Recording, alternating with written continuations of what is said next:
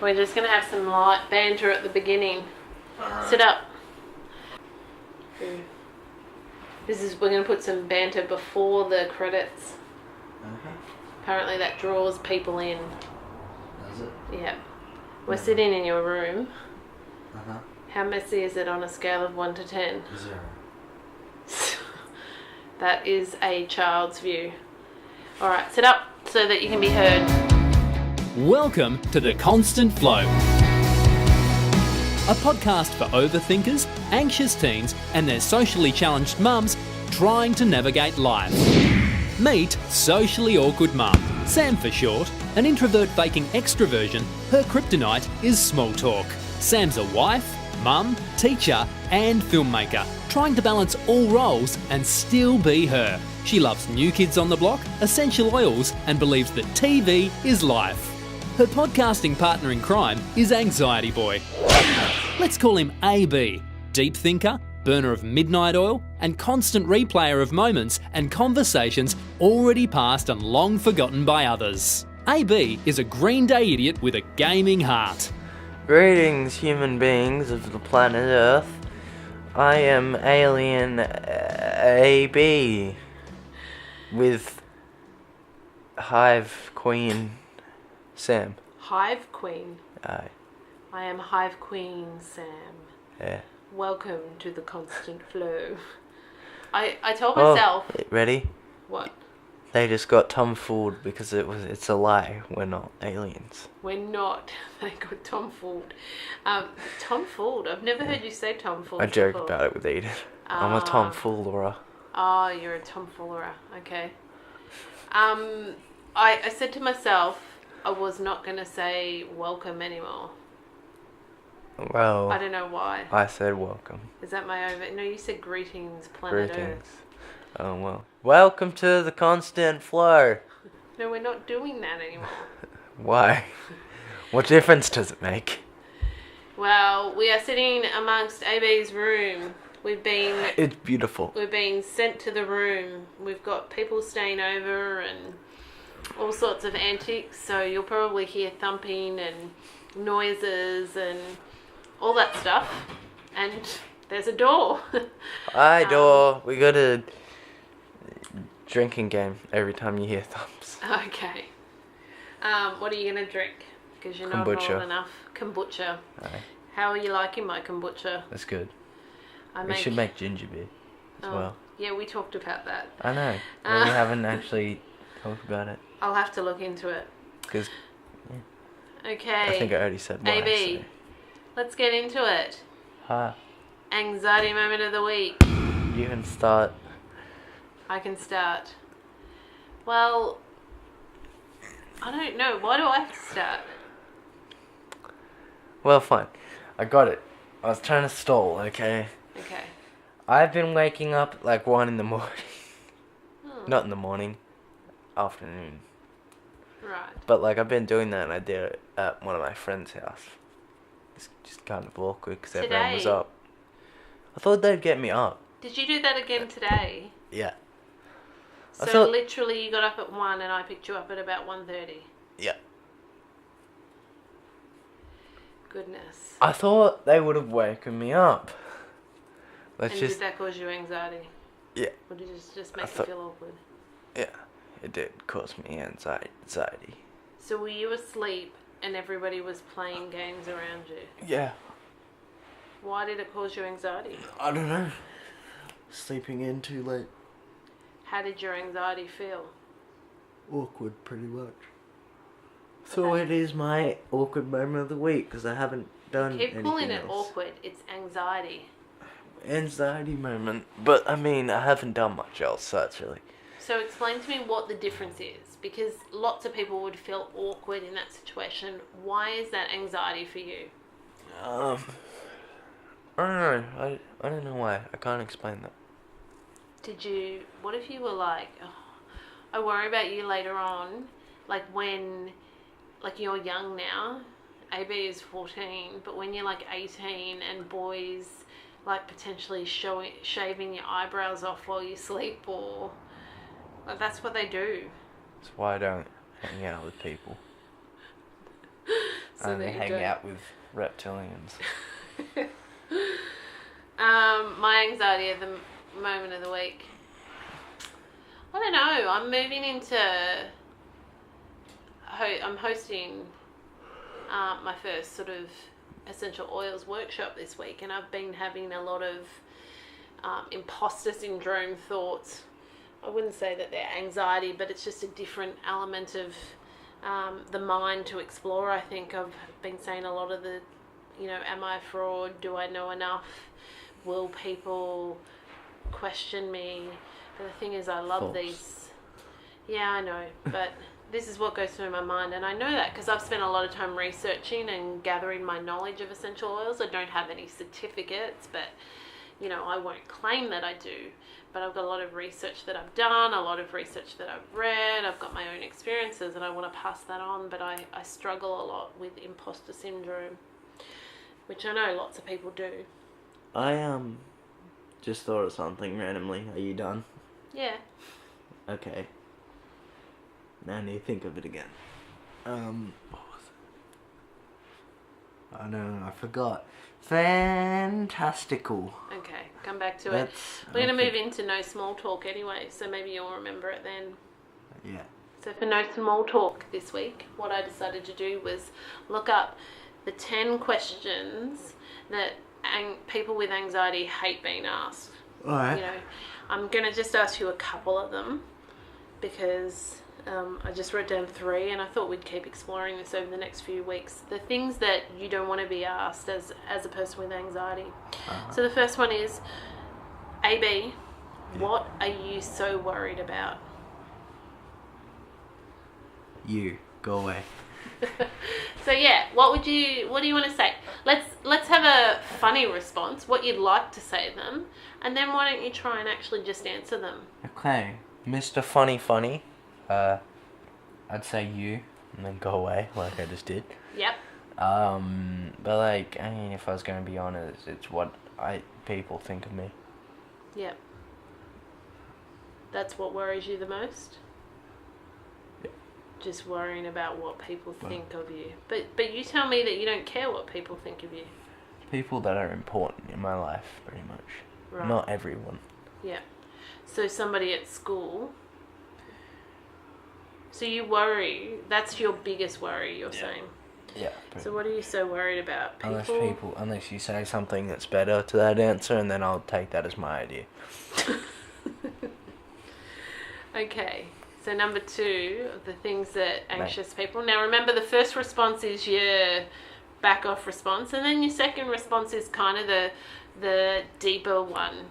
The one that people don't really want the answer to. Right. You know how when people ask you a question and they don't actually want the real answer? Do you know what I mean? Yes. All right. So AB, you have anxiety. Are you depressed?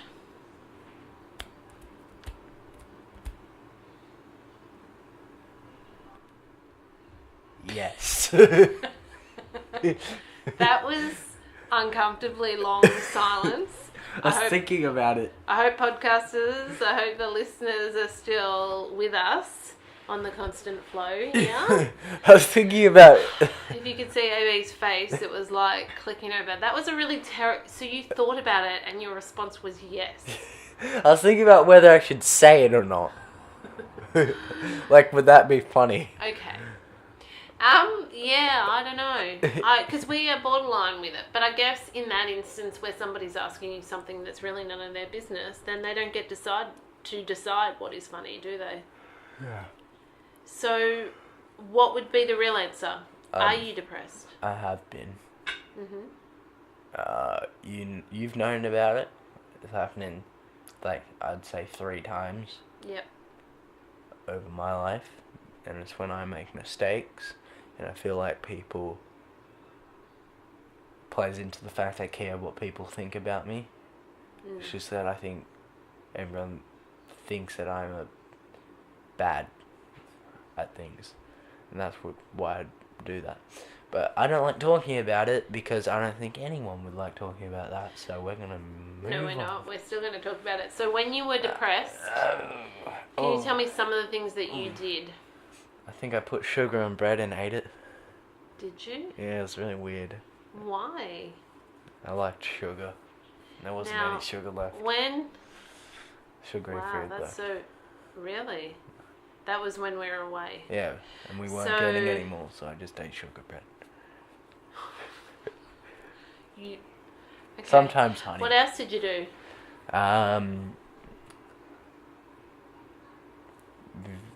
I think you're addicted to sugar, by the way, and I think we need to look at that, but we'll come back to that. Vijago gum, So you did video games. but like I Did you couldn't play my sleep a lot? favorite. No. Well, I did. I slept during the day and stayed out during the So night. when you were Because depressed... I didn't want to see anyone. I didn't play video games. I watched didn't people wanna playing see. video games. Okay. When you were depressed, did you feel like you would get better? Did you know you would get better? No. Even last time when I had, it didn't feel like I would. And people, this is a more serious one, people always associate people who are depressed with people killing themselves. It's not the same thing. You have to be really depressed. Yeah, so for you, A little that bit of wasn't- depression, it's like, no, I would never, like, ever. Okay, And then it just gets offensive when people ask that. yeah. And I've talked to you about that a lot because Mm. I believe in open, honest conversation. But I take it offensively. I shouldn't, but like, it's just the fact that not everyone who's depressed actually wants to be dead. Like, yeah, they're sad, but people like me, unless they always have depression, it's gonna... I mean, I probably knew it deep inside of me that it was gonna end. Yeah, the sadness. Yeah, Yeah, and it did. the depression.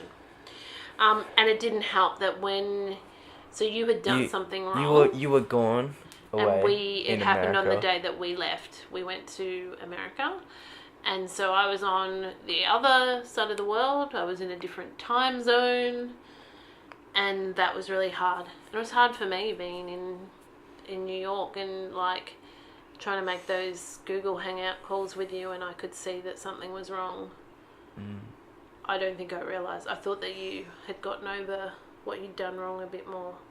So Didn't until you got home. Yeah. Really.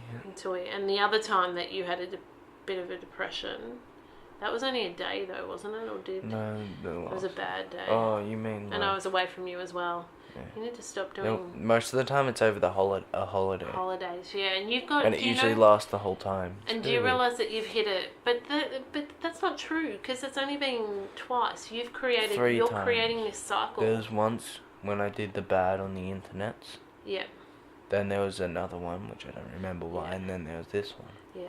And you don't like talking about it now, do you? No, but like, yes, I hide it from people. But when like we need to talk about depression in school, I can say That you've had that I've experience. had it. And I know a bit about it, and they'd ask like, "What'd you do?" I stayed up all night so I didn't have to see people.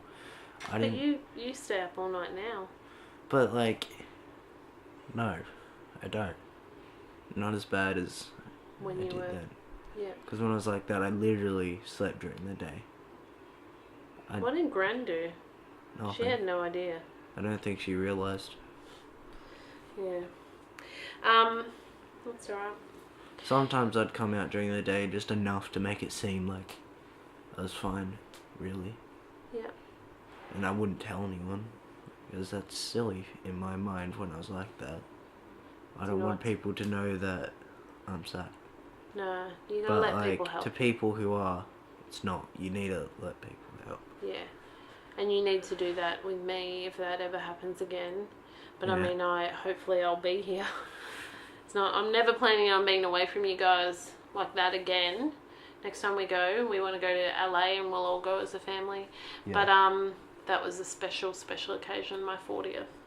And then Okay. I felt like I ruined it and it's Did gone you? bad. Oh, that makes me sad. You didn't ruin it. Yeah, but it felt like that. Yeah, it was hard talking to you like that because I worried because I'm still your mum whether I'm on the other side of the world being sang to by Joey McIntyre, going to Dear Evan Hansen on Broadway, Having fun while I living was... a dream that, don't. See, now I do feel bad. Now I feel bad. All right, so and the last question that I've got that for... No small talk, and I think this is kind of free flow as well, although if there's a topic you want to talk about for free flow, we can. But the last question is, how do you know your medication is even working? I don't really, like, I can't. There's a point where you've been on it for long enough that you don't know.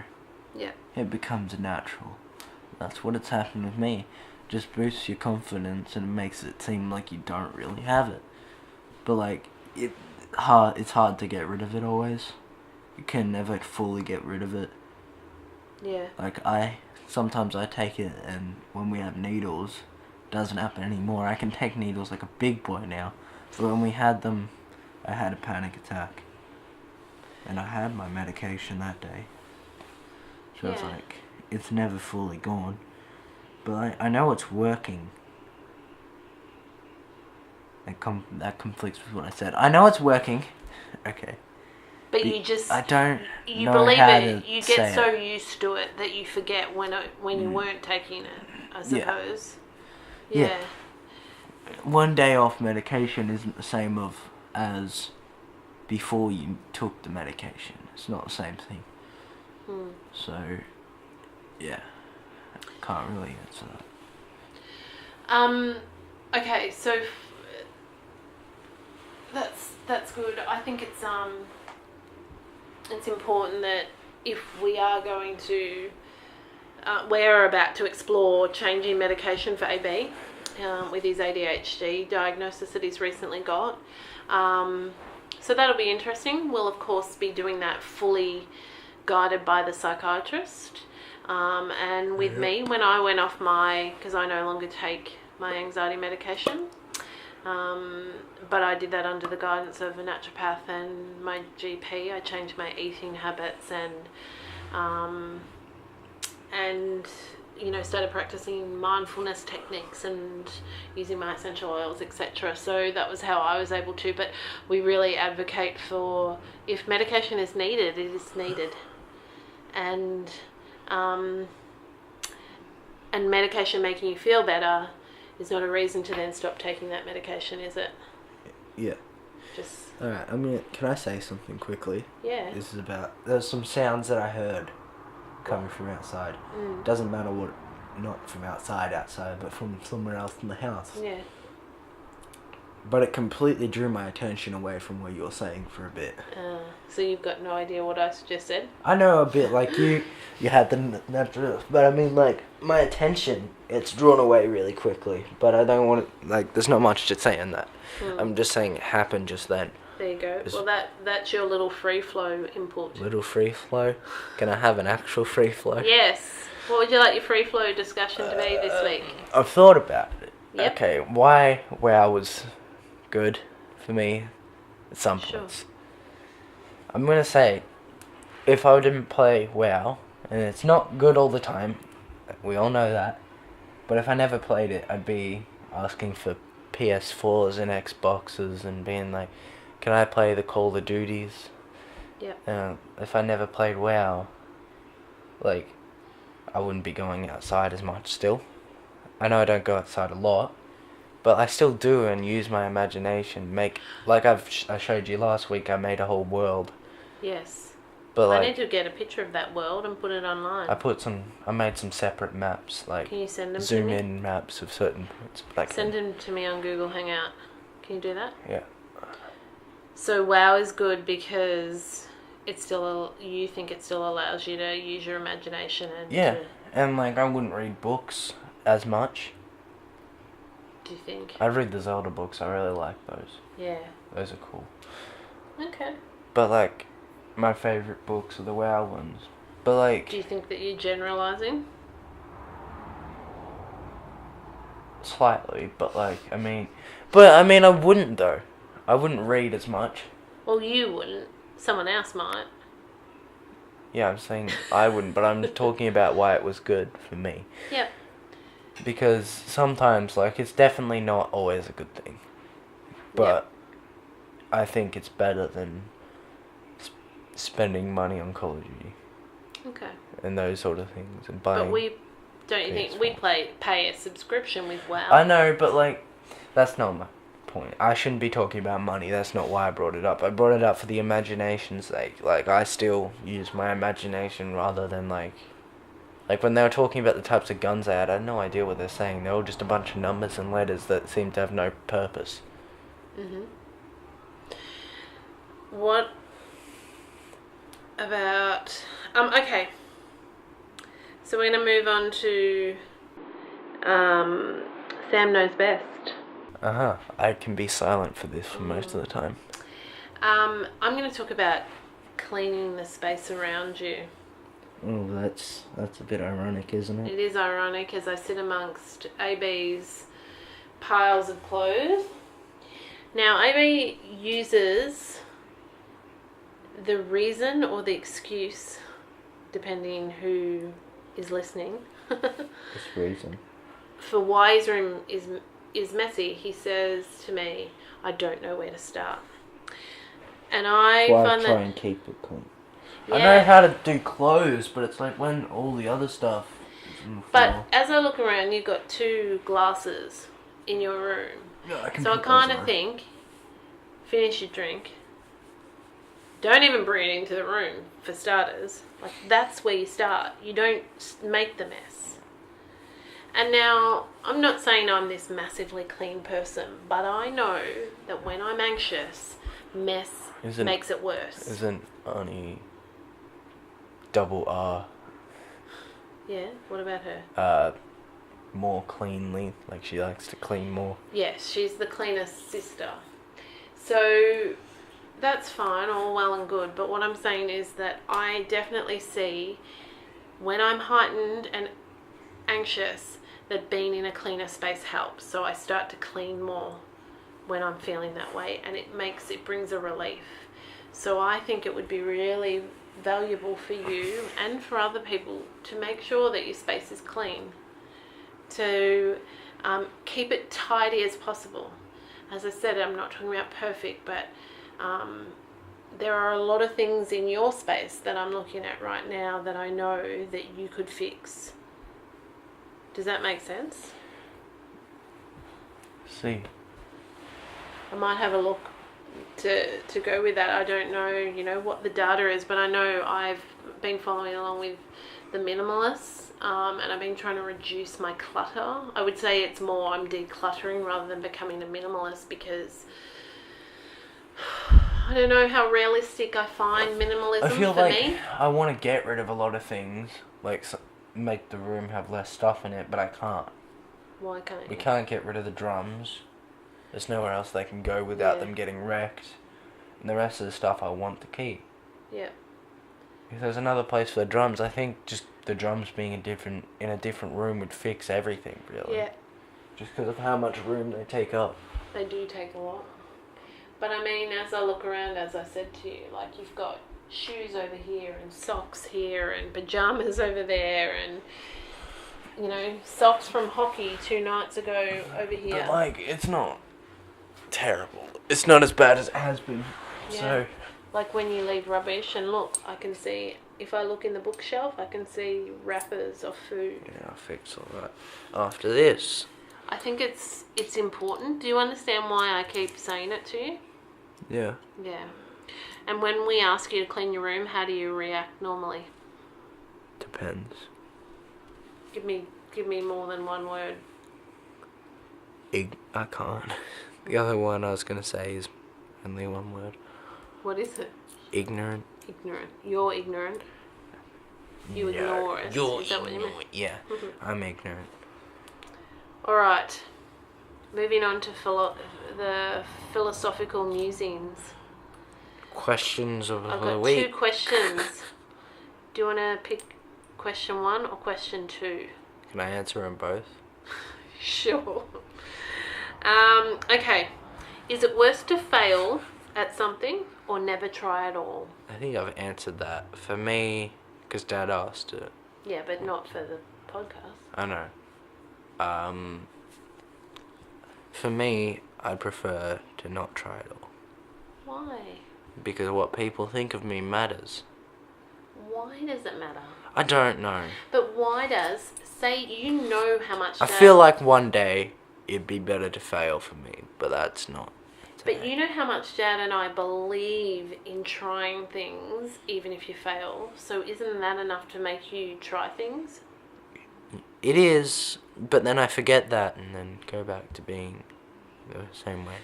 Alright, well, I'm telling you. But I did do, during 2016 and 2017, I did try a lot of things. Like, I'd never eat sushi, and I was like, I'm not going to like sushi. And then it became one of my favourite foods. Imagine all the sushi that you wouldn't have eaten Yeah. if you never tried. I want sushi now. So from now on... And I don't want sushi, I want something else. Actually, a different food. Okay. Because Connor brought it up yesterday. Okay, what? The Zambraras. They're good. Okay. We should go there again. Maybe we will. What's the other It's question? overpriced, though. Well, I'm going to tell you first of all that as a 40-year-old, I'm telling you it is better to try something and fail than live with the regret of not trying it. There is a definite answer to that. It just is. It's better because you get to 40 and like me, because I'm so old, but you think of all the things you could have done, you could have stuck out more, you could have tried harder, and instead Dad and I are both at this point where we're questioning, what we're doing. Dad sent me a text today and he was like, let's go live in Scotland for 6 months and then America for 6 months, and I'm just like, I wish. Because the people who say, oh, give it all up, you got to try something, like those people are usually millionaires. So I do it all on a small scale. Do it to the scale that you can without, crashing and burning. Does that make sense? Yeah. Alright. Next question. Okay, what one piece of advice would you offer a newborn baby? It's a hard one. What one piece of advice would you offer a newborn baby? I would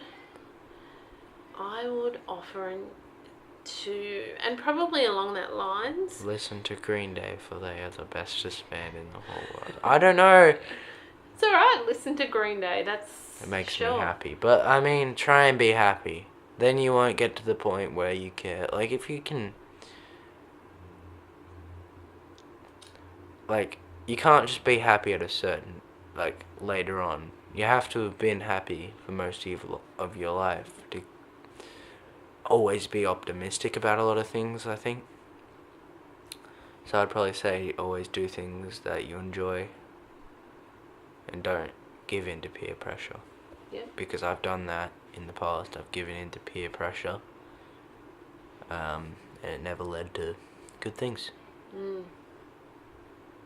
Yep.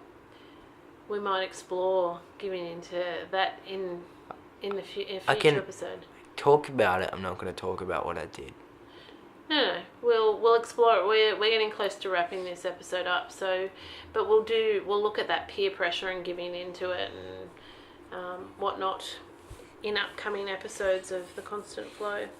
I would give similar-ish in exploring. What was your piece of advice? Don't give in to peer pressure. Yeah. And what did you say? There was something else. There was something else. Just generally try and do things that you enjoy and always be happy, so when you grow up you can continue to be happy, because you can't be like, just be happy. That's just stupid. But in saying that, I remember you as a baby, I don't think you were an anxious baby. Anxious, but eventually... You didn't have separation anxiety. We'd leave you at childcare and you were happy. I remember one time when I wasn't happy when you left. There was first day of prep. Oh. Not prep. Remember that? Transition, yeah.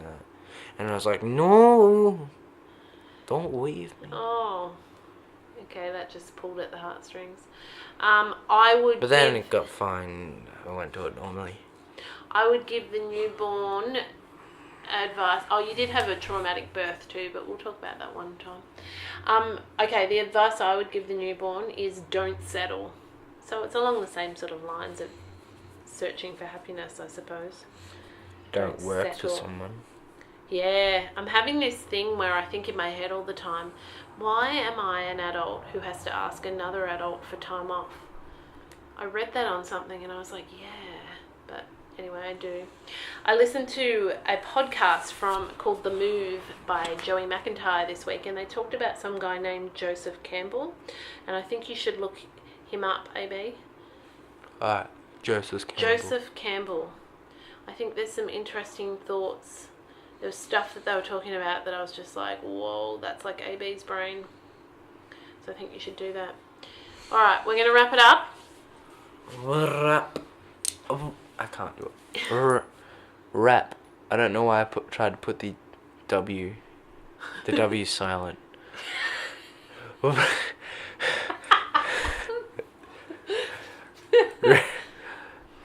Rap. We're going to wrap it up. We're rap. I am We're Sam. rap. I just want to say it like that all the time now. We're rap. I am Sam. Sam I am. I am Sam. Sam I am. You say who you are. No. I want to be Dr. Seuss. Okay. This has been AB and Sam. I am. No, but I am AB. I said it. There you And I go. am Sam. And you've been listening to The Constarius of Flows. The Constant Flow. Aye.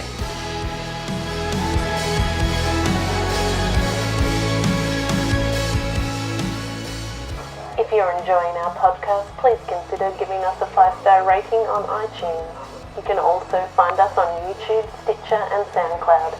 Don't forget to visit our Facebook page, The Constant Flow Podcast, for show notes and resources.